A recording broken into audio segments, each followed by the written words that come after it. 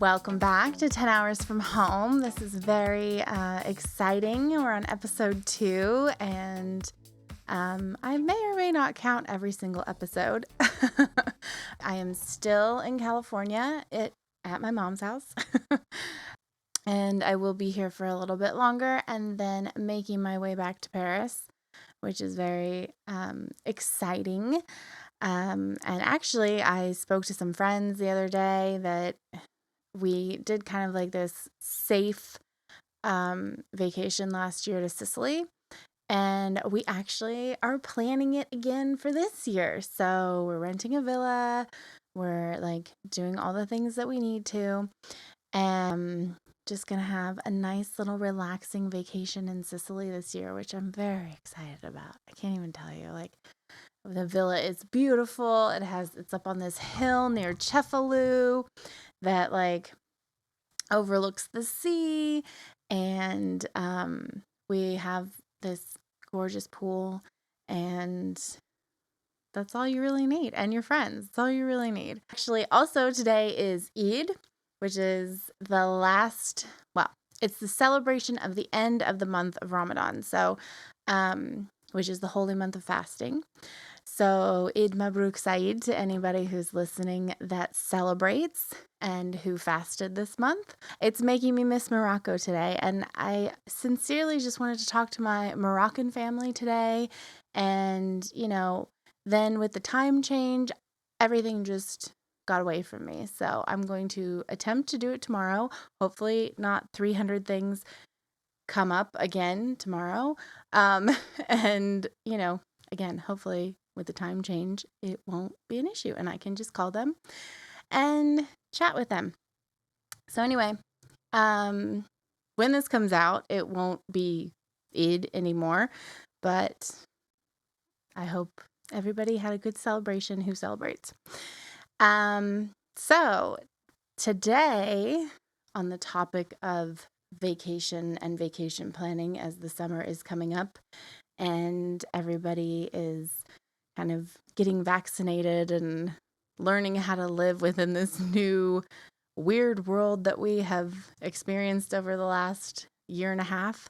We're going to talk about travel today, and like kind of felt like this was a good place to start because it's not like, well, at least for most people, it's not like you have never got on a plane or you've never gone anywhere and then all of a sudden you're living abroad. Kudos to you if you did do that, because that's terrifying. But generally, the way most people kind of get their abroad feet wet is by traveling. So I figured this was a good place to start, and we just kind of talk about traveling and some tips and tricks and fun things and some of my travel stories. So hopefully it'll be helpful, and it'll give anybody who's looking for a place to start with living abroad, or start with travel, it'll give them those helpful tips, hopefully. So from what I've noticed, there are 2 types of travelers, really. Like, there is the type of traveler who likes to go to different places and essentially like check things off their list, right?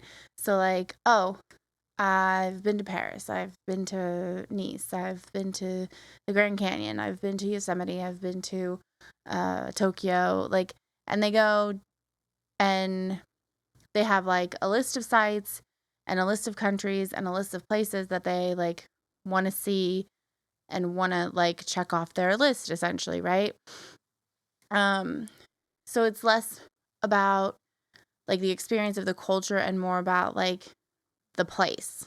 So they may or may not care about like I've met some people who are like, how can I explain? So they basically are like, oh, well, I've been to 26 countries and blah, blah, blah, blah.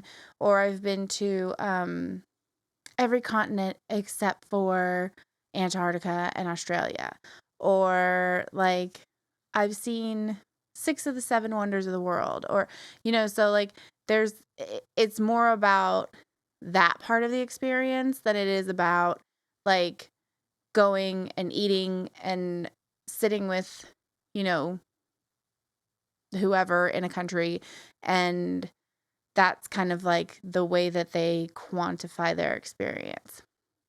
And then on the flip side of that, there's kind of like this other type of person that is more about the experience, and that's kind of like where I come from, right? So neither is better or worse, it's just different, and I can only speak to this kind of second type of traveler who is more interested in like whether it's relaxation or exploration or whatever kind of trip you're going on.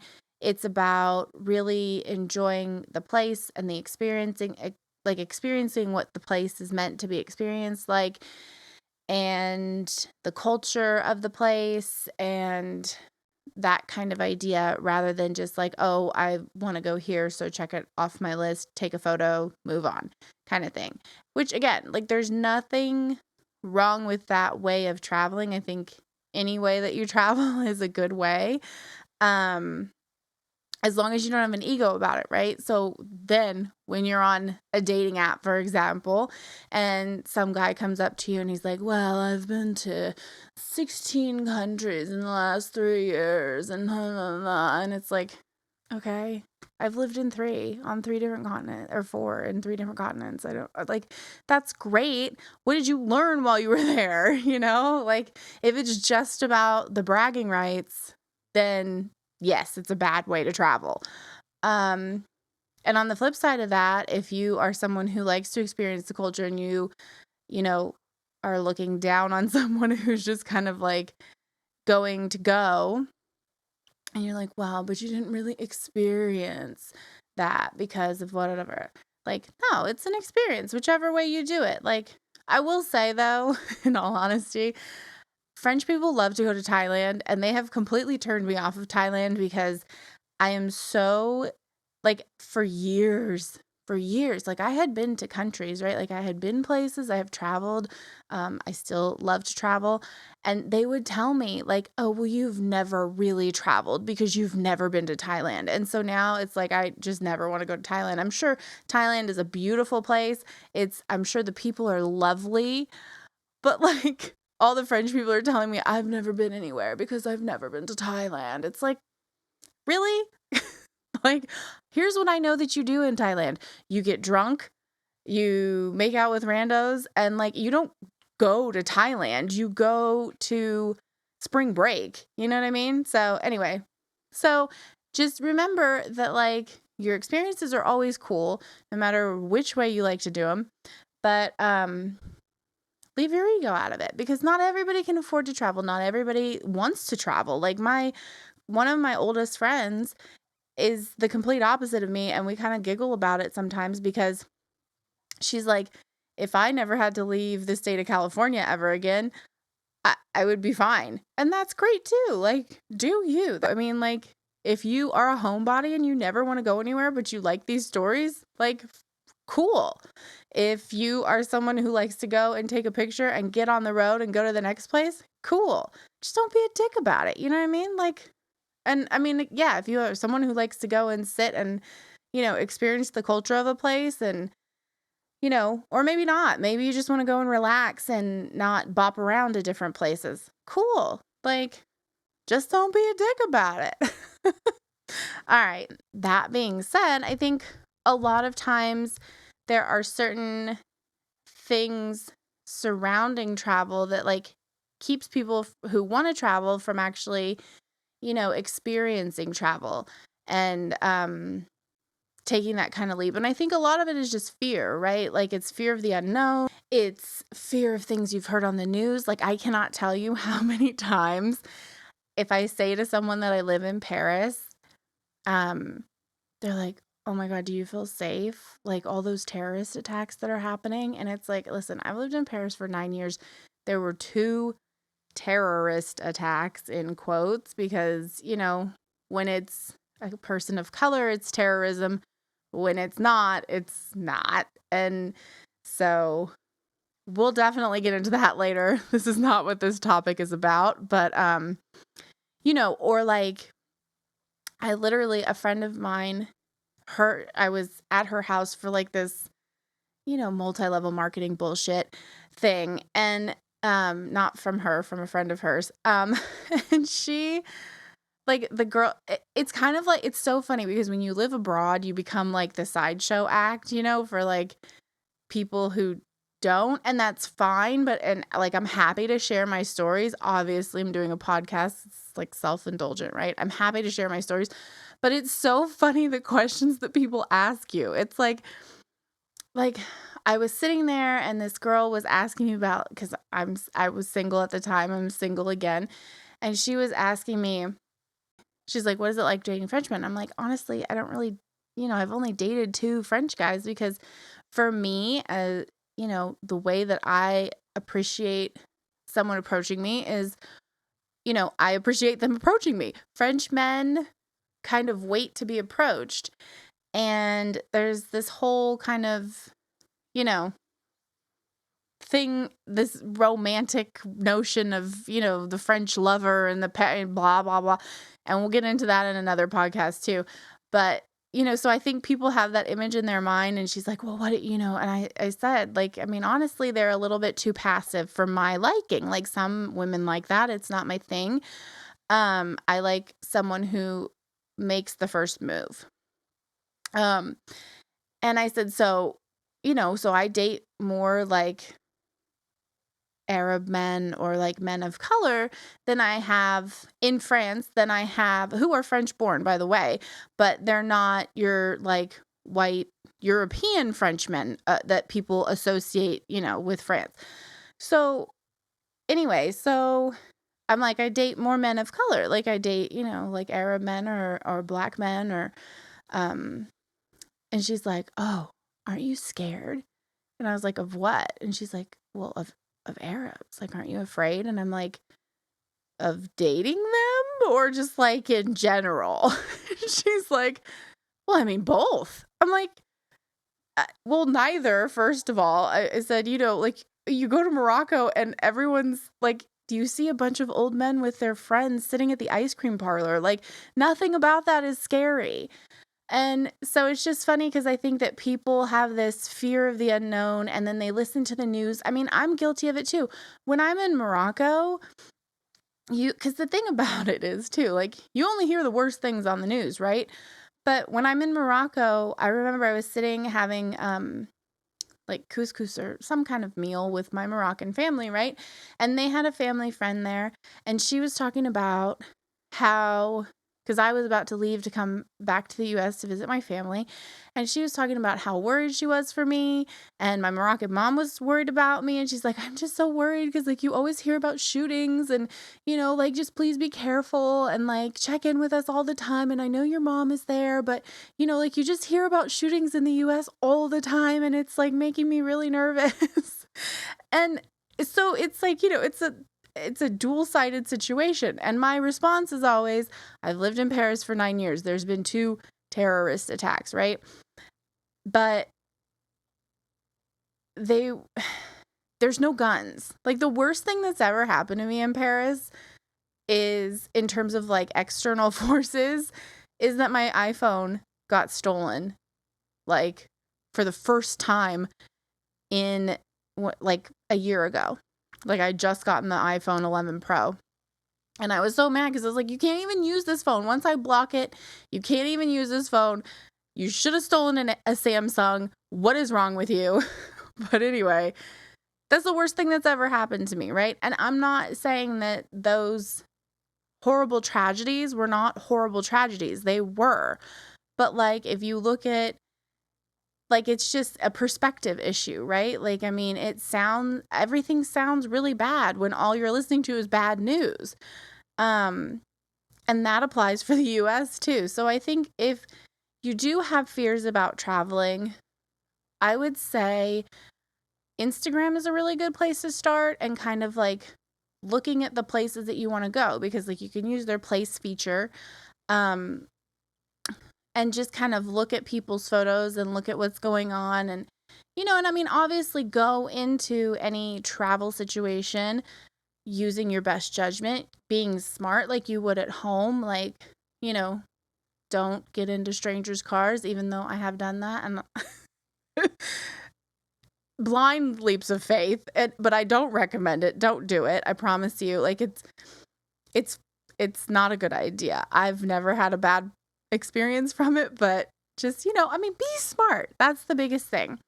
And then I think the other thing too is like when you go to check websites like the CDC or, whatever before you travel somewhere, like the list of the list of things that can happen to you is kind of overwhelming, right? Like I remember when my mom and I were going to Bali, and she was flying from San Francisco and I was flying from Paris, and she's like, you need to get this and this and this vaccine, and you need to get this and this and this. Because they have, different things that happen in Indonesia that they do in the US or that they do in France and vice versa. And I went to my French doctor. He was like, I'm not going to give you this. This is ridiculous. Like, this is a ridiculous list. Maybe worst case scenario, you need a little bit of like ibuprofen. Like, that's all you're going to need. You're fine. You don't need these vaccines. I'm like, good. So, I mean, and it's whatever you feel comfortable with. You know what I mean? Like, if you feel more comfortable, like, having those things, then have those things. But I think, too, that information can also be overwhelming when you're, new to travel and you, like, look up certain things and you're like, oh, God. Like, it's just, like, a bombardment of potential ways that you can die, right? Like, and that's with anything. Like, you have a weird cough, you Google it, and it's like, oh God, I'm gonna die.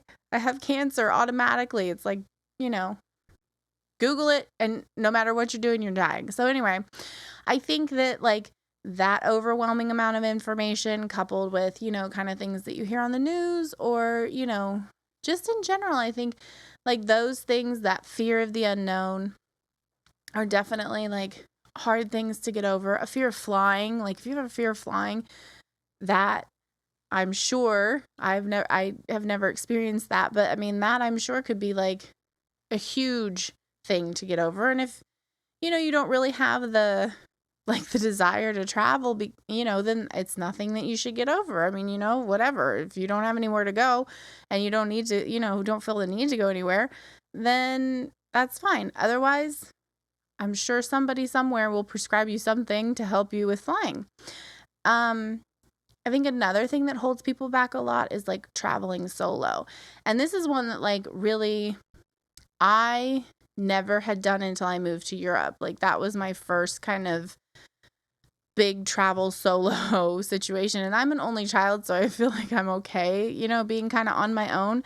But I mean, I think that people really have this image in their mind of it being like this really, especially as a woman, like you do have to be more careful than other people, I mean, and again, I think part of that is you hear a lot of things on the news about somebody who went missing somewhere, and it freaks you out for sure.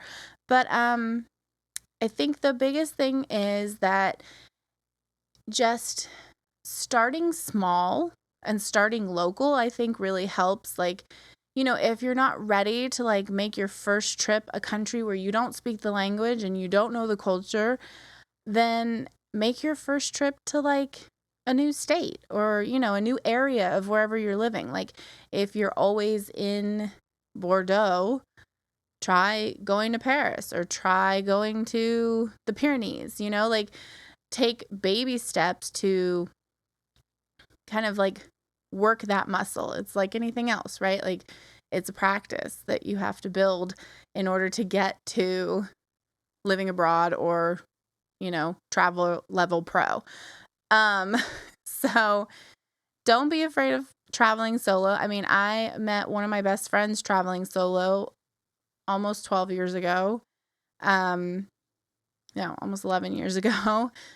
When I moved to Barcelona, like I went up to Paris by myself, and had I gone maybe with somebody else or, like not by myself, I wouldn't have met my friend and we wouldn't be friends to this day, and she wouldn't have convinced me to move to Paris, and who knows where I'd be now. Probably still at my mom's house.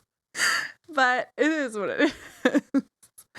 Um, so anyway, so I think that there are a lot of fears of the unknown there. And then even when you do conquer those fears, there's new fears that come up.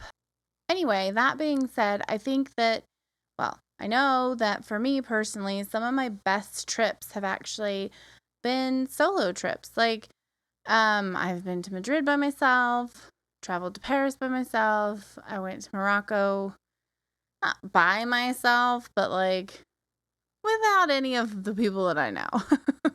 Thankfully, the person never turned out to be an axe murderer and is still one of my best friends. But, um, anyway, so there was that. Again, don't do that. Don't get in cars with strangers. Don't go to foreign countries with people you don't know. I am not advocating that at all. And if you do, make sure all of your friends know where you are. Can't recommend iPhone Find My Friends enough. So anyway, first you have like these initial fears, right? Like all the information, all the bombardment, all the ways you're going to die, all the ways you're going to get abducted, all the ways. But then you get over those fears, right? Because you go to London for the first time, or you go to Paris for the first time, or you go to wherever you want to go for the first time. And it goes well.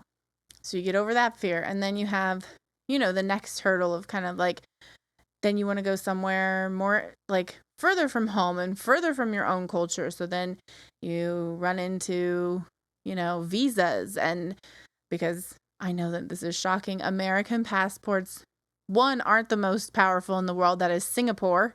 So good for them.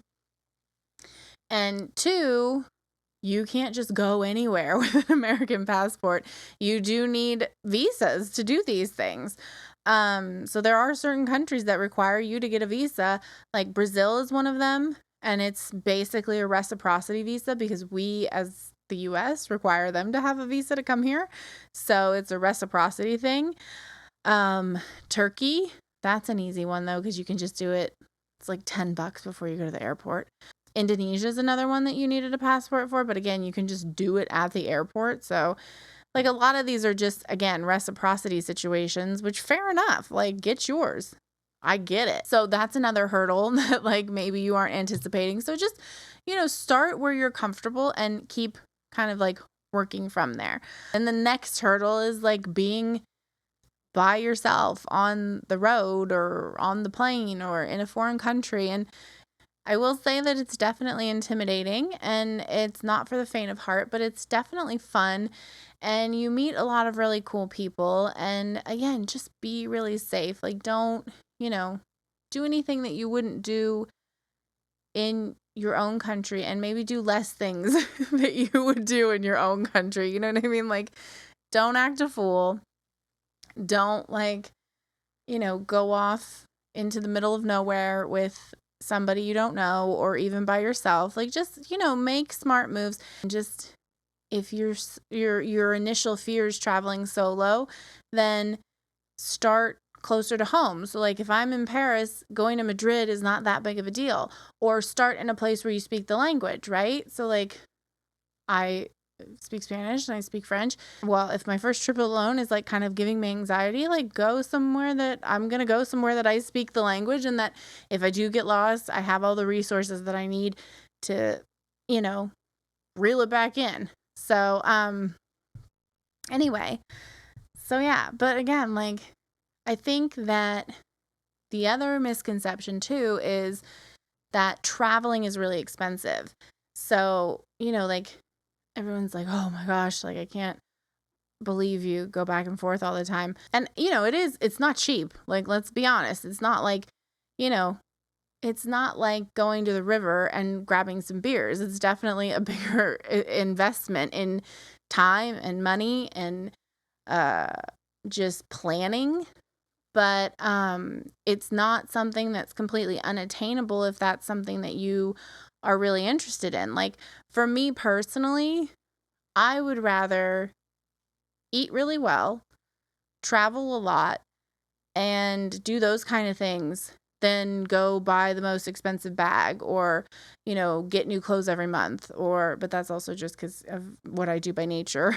But, or spend money on Ubers. Like, those are the kind of things that, like, I pull back on in order to be able to kind of like go and explore and do the things that I want to do and do them the way that I want to do them. So, again, like if you just start small with traveling, and you can find great fares. Like, I can't tell you how many times I've flown from San Francisco to Paris for like $300. Like, that's not a lot. And especially if you think about the things that you spend money on, you can find $300 if you really want to do it. And if you can't find $300 because you have other bigger, responsibilities, or it's not in your budget right now or whatever, then that trip can wait for later. And maybe you can go on a road trip, I don't know, to the mountains where you are, or to like somewhere beautiful and discover it new where you are, Backpacking is a really good option. I can't speak much to that because I've never been a backpacker. I stayed in a few hostels when I was, a broke student. And that's definitely an experience, being under someone while they're having sex with someone on the bunk bed on top of you was an experience that I will say it was a short-lived one for me. And as soon as I started making money, I did not go that route anymore. But it definitely is an experience. And again, that's how I met my friend who convinced me to move to Paris. We were in a hostel together. She was looking for an apartment, and I was there just to visit Paris, and we became friends. And then I had a free place to stay every time I came to Paris. So, there definitely are ways to like hack it so that you are doing it more affordably, and definitely, like just getting your feet wet too. Like, you don't have to go from San Francisco or from, Idaho or from Texas to Indonesia your first trip. Like, you can go from Texas to the Grand Canyon. That's an easy trip. I've done it several times. So, it costs you gas and it costs you a few nights lodging, but it's definitely a really cool experience to have. And if you backpack or if you camp or whatever, if that's your jam, then it's even cheaper to do it that way. So there's definitely ways to just kind of start exploring even without breaking your bank. And I will say that I have been fortunate enough to travel with my family. And most of the time that means, my family are really the ones, if you listen to episode 1, you know that like they were, my grandma wanted, my grandparents moved from here to there and then there, and my mom moved, we moved all that over. But also, I was fortunate enough that, the first time I went to Mexico without my grandma was recently, and I've never been to Mexico without my mom. We went to Tokyo. Not just Tokyo, we went to Japan with my Aunt Tracy was in the military at the time. So we went to Japan, my mom, my grandma, myself. So like a lot of these trips too, I didn't have to pay for it. And I've been lucky in that respect. A lot of them I have had to pay for. But I will say some of the coolest ones I haven't had to pay for. Like my mom and I went to Bali and had a really fun time. She got really sick. I'm pretty sure it was a spiritual awakening personally, because we had like the same food and everything. So we went to a temple that like you do these 7 stations and you cleanse yourself and you purify yourself. And it's just this very spiritual experience. And I'm fairly certain that she had a spiritual awakening in Bali. Because she also lost her mind and got a tattoo, and she was eating all this really spicy food that she's generally not a spicy food person. And she went into the monkey forest, which never in my life did I think that my mom would get a tattoo or go into the monkey forest. Like, my grandma's down for that stuff. You know what I mean? Like, I would assume that my grandma would get a tattoo before my mom ever got a tattoo. And I know my grandma would be in the monkey forest with me if she had been on that trip, but, she definitely, I think she had some sort of spiritual awakening. And so anyway, I got to experience Bali a little bit traveling with my mom. And then when she was sick and having a whole moment, I got to do Bali a little bit on my own. And that was a really cool experience too, because again, not advocating that you get on the backs of bikes of strangers, but at the end of the night, every night in this one town, they have some sort of like fire dance, give it up to the gods type of thing, because they're a Hindu culture. And I can't remember the name of it off the top of my head, of course. But anyway, it's this like big ceremony that they do after sundown. And at sundown. And I was trying to get back to my villa because I had been out for a while. I went to this restaurant that one of the drivers had suggested and got food and brought it back and the whole thing. But like this taxi driver, oh my gosh, here's a travel tip right here. Taxi drivers, no matter what country you're in, always try to rip you off. I don't care where you are in the world. Taxi drivers will always try and charge you the most money. I'm not sure what it is about like their DNA, but it's just a universal thing. It's like, just because I'm a tourist doesn't mean I don't know that I'm not going to spend $70 to go back to my villa. So anyways, so it's like peak taxi time. All these taxis are telling me that it's going to cost me $60 to go 2 minutes down the road. I'm like, dude, it cost me like $1.50 to get here. So this very nice man saw my interaction with this taxi driver. I'm like, I'm not paying your money. Like, I'll pay you X amount. That's how much it cost me to get down here. And then here's like a little bit of extra because it's like a heavy traffic time, like Uber surcharge. Anyway, so this very nice man who didn't speak a lick of English, but the guy who owned he had like this convenience store, he did. And he said, oh, I have a motorbike if you want to rent it. And then he was like, actually, I have a friend. He's like, where are you staying? And I said, I'm staying here. He said, I have a friend who's going that way. I said, okay. And he's like, he can take you on his motorbike if you can wait like 15, 20 minutes. I'm like, sure, no problem. So this very sweet Balinese man who didn't speak a lick of English and I had no idea where I was going. Like, we worked together to find where I was supposed to be. But in the process, I hopped on the back of his motorbike and we flew through the monkey forest. Okay. And the monkey forest is like, you go into it and they say, don't make any noise because the monkeys will jump on you. And here we are flying through the back roads of the monkey forest on the loudest motorbike I've ever been on. And we go through, it was actually really cool. Okay. Because we went through like this traditional Balinese neighborhood and like the back way to the villas. So like there was like the tourist way with the paved road and all that stuff. And then there was like this kind of back way behind the monkey forest to get to where I was. And then we got a little lost because I didn't know where I was going. He didn't speak any English. I didn't speak any Balinese or Indonesian. And so we were just trying to figure this out together using lots of smiles. And I learned the word for thank you. So anyway, so it was a little bit of both, like fun traveling with your travel buddy and fun traveling by yourself, and just kind of like, the craziness of like experiencing a culture like that, like it's just fun and it's like scary for sure. And you need to ease yourself into it. But I wouldn't give those stories up for the world. Like,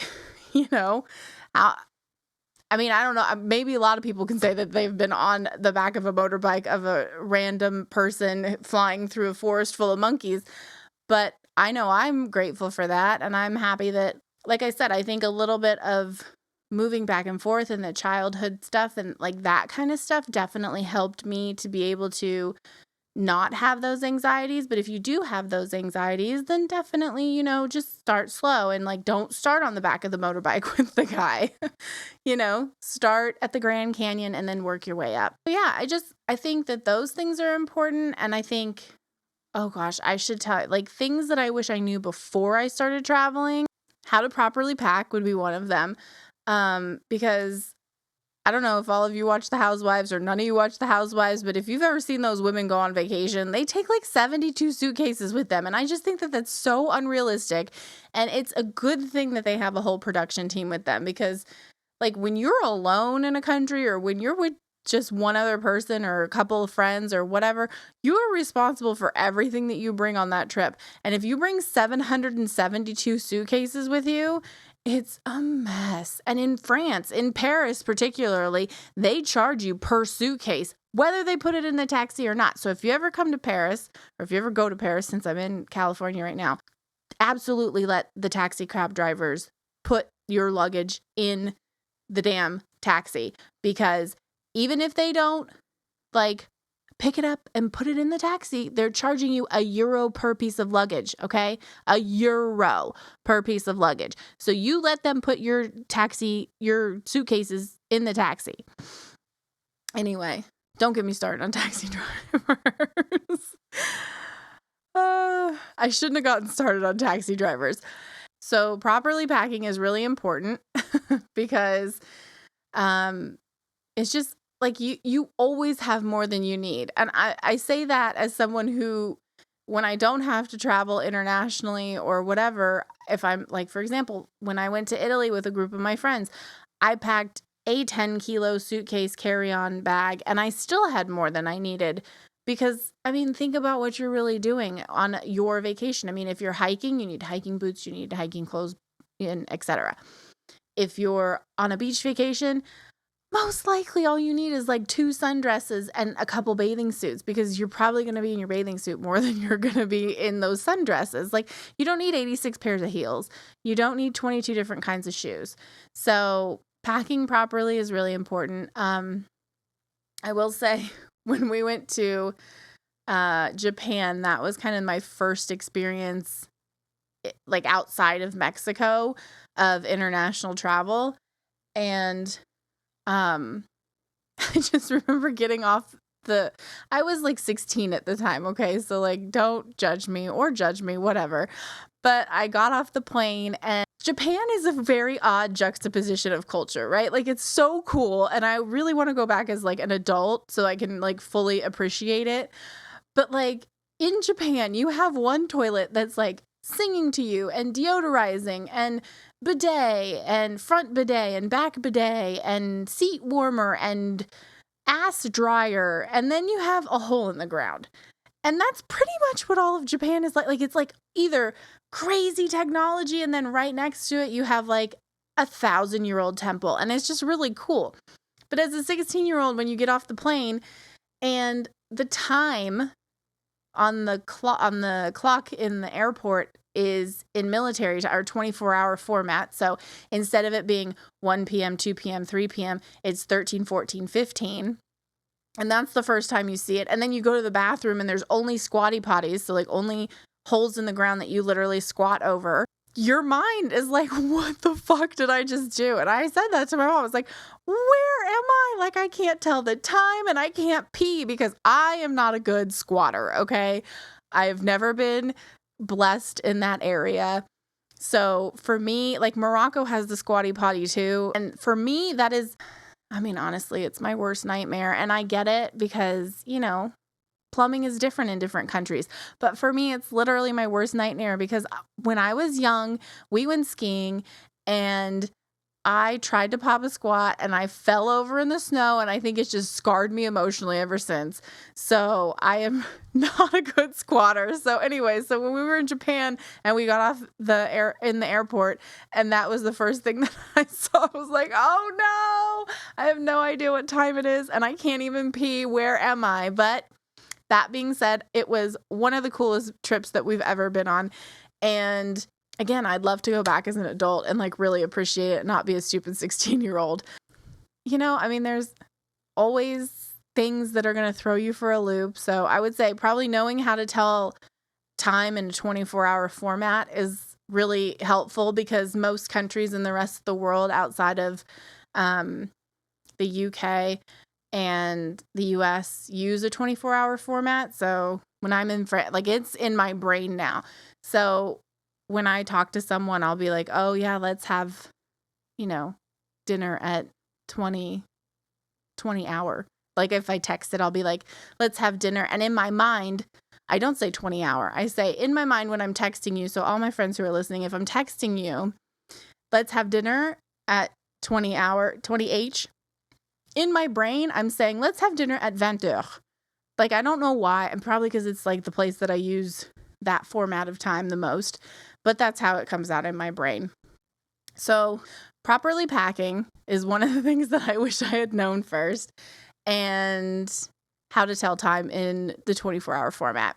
Oh God, I would love to have known that even if the plug looks the same, make sure your voltage is correct, because I almost blew up a hotel in Paris the first time we went to Paris. Because I was like, no, this one doesn't need a converter, because it had like the US 2-prong looking plug. And so my mom was like, no, they use a different format. Like, you have to. And I was like, no, this one fits. And it did fit. Like, I'm not lying. It did fit. But then it blew out the whole electricity from all of our room. Like, I legit, and it electrocuted me. Like, I didn't just plug it in and then it blew out the system. I plugged it in. It electrocuted me. My hand had like black soot on it. Then the electricity in our room went out. So know your voltage, get your converters. That's a big one. Don't electrocute yourself. That's a bad idea. I would say, like, doing a little bit of preliminary work before you get to wherever you're going. Like, you know, if you want to see certain things, I would just make sure you know where they are in relation to where you are going to be in the city. And just kind of being able to, like, you know, plan it out a little bit. Like, okay, I want to be able to see, like, in our time here, I want to see, let's use Paris as an example. I want to see the Eiffel Tower. I want to go to the Louvre. I want to go to the Rodin Museum, which, if you go to Paris and you like art, the Rodin Museum is top notch. Like, first of all, I love Rodin as like an artist, as a sculptor. But it's an indoor-outdoor museum, so they have a lot of his sculptures outside, and you can just, like, it's one of my favorite places in the city, because you can just sit outside with all this beautiful art. And I like it in the fall because the leaves are changing colors and they're kind of all on the ground, and it's a little bit moody, and it kind of like, it's reflective of some of the pieces that are outside. And then you go inside and all the other pieces are beautiful, and it's this beautiful old house. Anyway, so if you go to Paris, definitely Rodin Museum. But just kind of, you know, like I said, like, if you have a list of things, Arc de Triomphe, Eiffel Tower, Champs-Élysées, even if you don't want to make a plan, just kind of know where they are in relation to where you are. Because, like, I remember one time, the first time and only time I've actually ever been to Rome, like, we did like this, I don't know, it was like 5 days in Rome, I think. And I had thought, we went to the Trevi Fountain, we went to the Pantheon, we went to the Colosseum. And I was like, for some reason, I lost my mind in Rome, and I couldn't remember, like, what the other things were, right?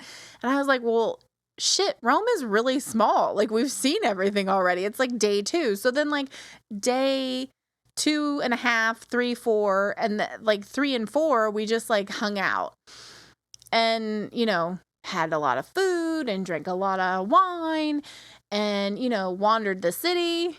And then turns out we had like this whole other list of things that we needed to do. So like day 5, we like hauled ass through the city to see like the Vatican and, like, you know, all the things that you're forgetting that are there. So just kind of like, even if you don't want to have like a plan, like day 1, we're doing X, Y, and Z. Day 2, we're doing, you know, A, B, C. At least kind of know what you want to see before you go, because you don't want to end up like me and do everything in 45 minutes on the last day before you leave. Just saying.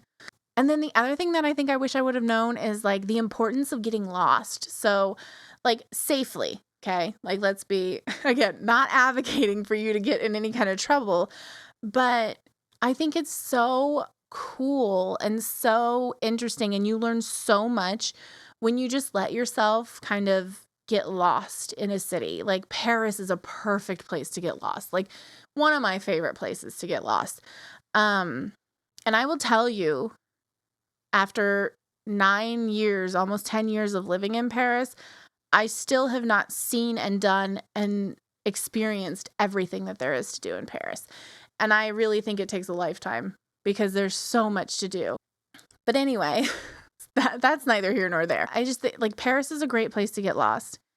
And again, not unsafely lost, like stay, whatever. But I'm saying like don't sit on your phone and look at the map and just go to place to place to place. Like find things along the way that you think are interesting. Like there's so many cool little shops or so many cool little nooks and crannies to find in different places. And, you can ask the locals about like what kind of things that they like to do. Like restaurant waiters are really good information people, taxi cab drivers, even though you know how I feel about them, always have a lot of information. Bartenders, really good resource. You can ask the hotel staff, but a lot of times they have like affiliates that they work with so that they're kind of loyal to, and then they become touristy destinations. So that one's kind of hit or miss. I would say like if you're going to ask someone at the hotel, I wouldn't ask like the concierge. I would ask like the janitorial staff or somebody who's not in the front, you know what I mean? Like with a list of recommendations. And if you're staying at a hostel, like usually the people that work at the hostels will always tell you like, cool places to go. Sometimes hostels, like the hostel that I met my friend, my Italian friend at, was actually like a really party, like it was known for being a party hostel. I had no idea when I got there, but so sometimes the hostels themselves are like hot destinations for people to go and meet people. So anyway, so there's like a plethora of options. Just kind of know what you want to do, but also allow yourself time to get lost. So in that vein of kind of like tips and tricks of traveling and all that good stuff, I'm going to just give you some outright tips. Like I've already kind of talked about some of these, but like I said, start small, no matter where you are. Like if you're in Casablanca and you've never been out of Casablanca, or if you're in Oujda and you've never been out of Oujda, like start somewhere close to home. Like go to like, I don't know, Tangier, or take the train to Marrakesh, or like that's a good experience. Let me tell you, that is an experience. Like the train to Marrakesh is really fun. It's really cheap.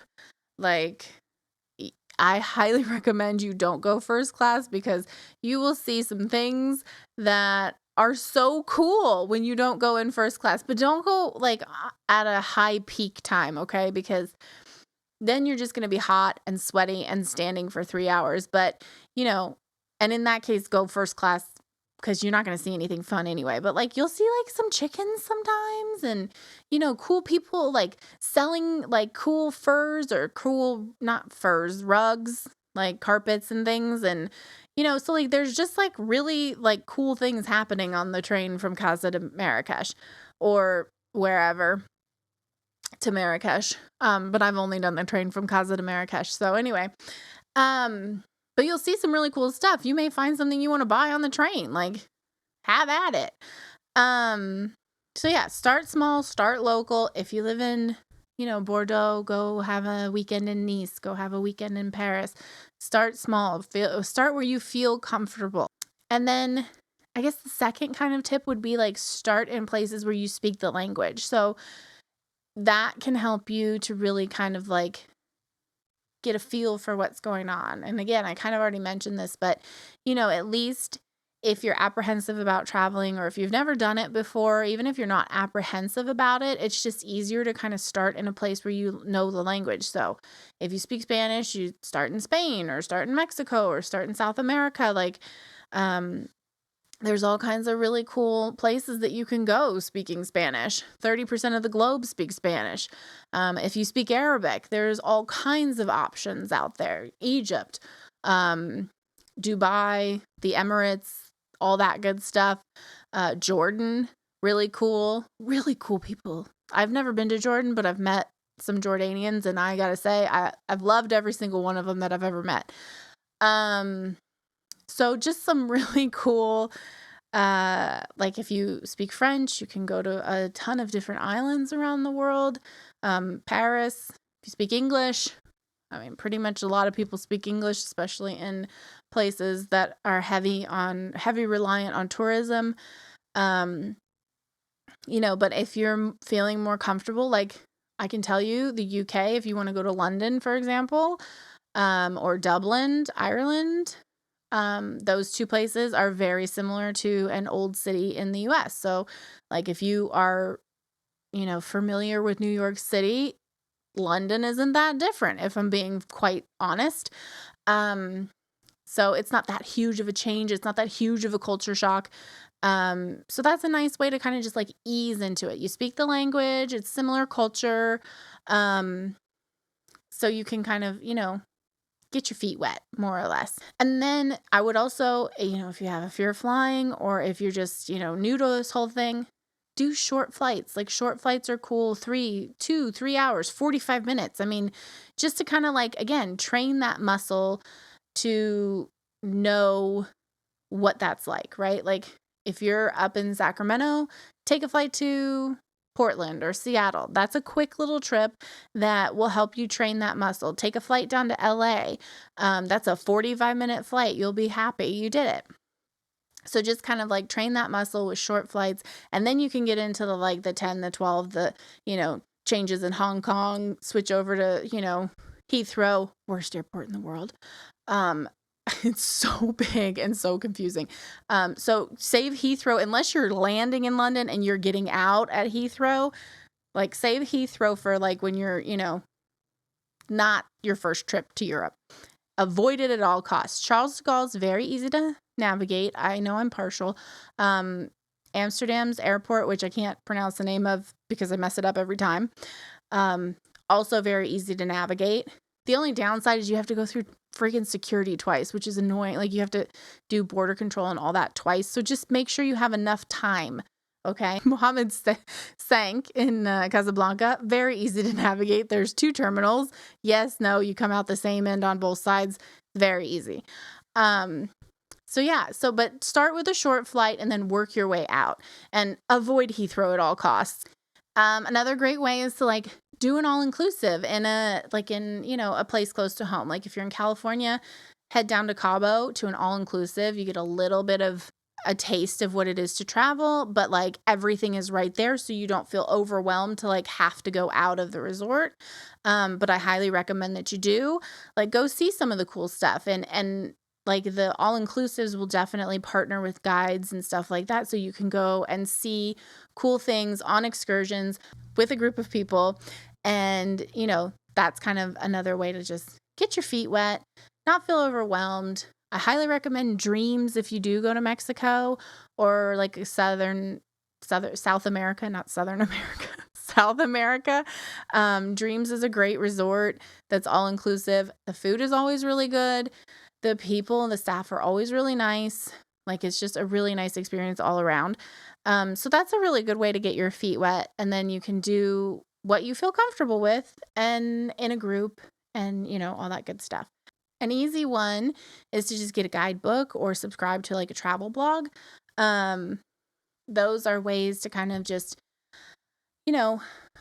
understand what's going on, look at it, find out what you want to do, map out your plan a little bit, but again, leave time to wander.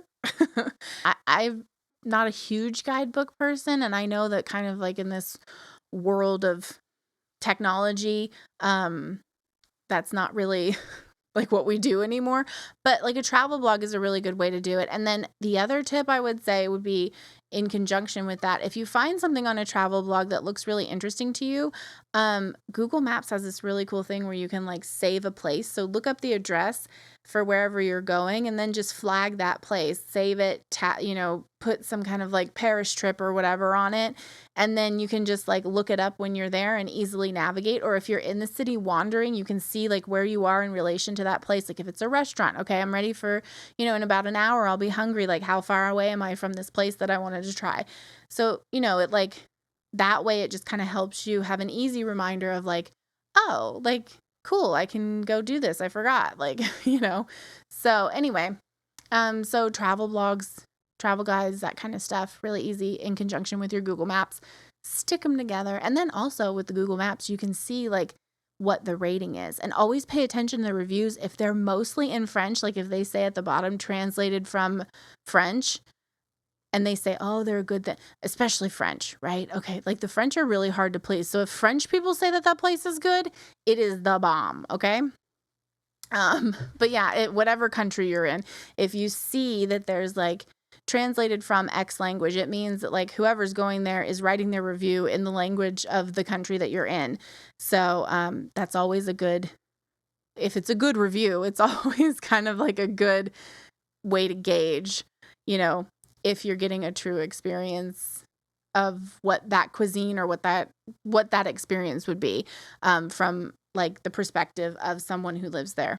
Okay, this is a big one. Okay, no matter where you're going, learn how to say please, thank you, and hello in the language of where you're going.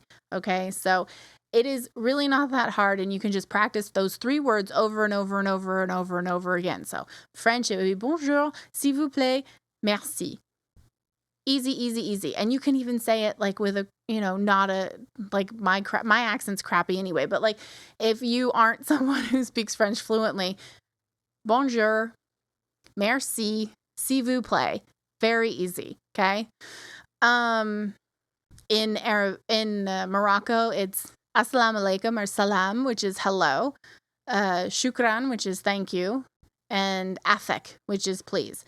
So, I mean, again, you just repeat these on the plane the whole time on the plane, subliminal messaging, and it'll get you very far, okay? And it'll get you into places in that culture that you wouldn't get otherwise just speaking your mother tongue. Like you're going to get much further with whoever you're asking if you say, Assalamu alaikum, afek, where can I find this? Where is that? Shukran bazef means thank you very much. Or you can just say shukran. But anyway, so it's even if you forget them when you leave that country, it gets you much further in terms of like if you're looking for that experience of experiencing the local culture, experiencing the best food, you definitely can get a lot further with those few little things than you would just being like, hey, do you speak English? What's up? And then also, if you are looking at traveling solo and you don't want to travel solo, there are a bunch of travel groups that you can like travel with. So like if you're a girl all on your own, I have a friend of a friend who she goes traveling with these groups of women. Like it's literally this, I don't remember the name of it, but they exist in all kinds of contexts, right? Like backpacker groups or women's traveling groups or certain language speaking groups. So even if you are alone, but you don't want to travel alone, these are always really great options too. I already kind of touched on this, but make a little bit of a plan. And even if you do make a huge plan and, you have everything mapped out and that's where you feel comfortable, always plan for something to go wrong because it will. And that's part of the experience. So just remember that and it'll be really fun and don't worry. So just make a plan, whether you're type A and you have every minute of every day scheduled, or you're not that way and you just have like few things you want to see and you'll happen upon them spontaneously.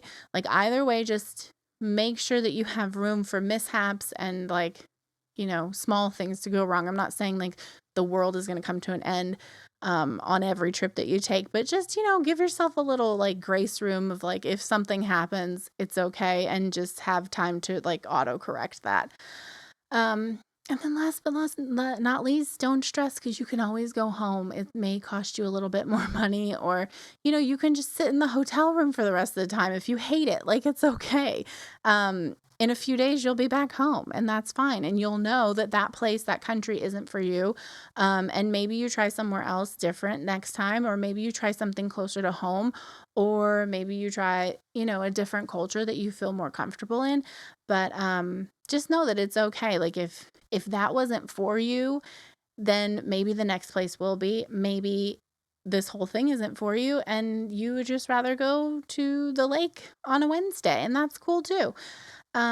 So anyway, that's what I've got for you, and I hope it was helpful. Next week, we're going to talk all about visas and okay, let's assume that you've done all the things, you've traveled and you've caught the bug, and now you've found somewhere that you really want to call home, right? Like you really want to go there and be there for a few years. We're going to talk about the options of how to do that, the different kind of visas, And my baby brother Hisham is going to share his story with us about moving from Morocco to the US. And we're going to talk about just kind of like the funny things that happen when you arrive in Orlando, Florida, having never been to the US before. And he has some really funny stories about like just the neighborhood and like, you know, just Florida in general. So I'm looking forward to that. And I'll tell you a little bit about how and where to like get visas and all that good stuff. So I will see you next week, and I will talk to you next week. And I'm excited that we have this guest next week and that I get to share a little bit of like my Moroccan family with you, because I just love them so much. Anyway, so thank you for listening, and please like and subscribe and share and rate, review this podcast.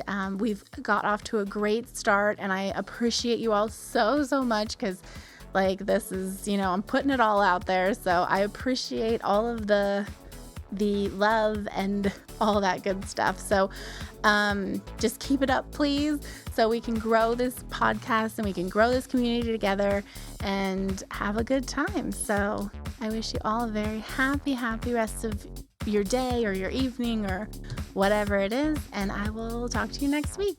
Bye-bye.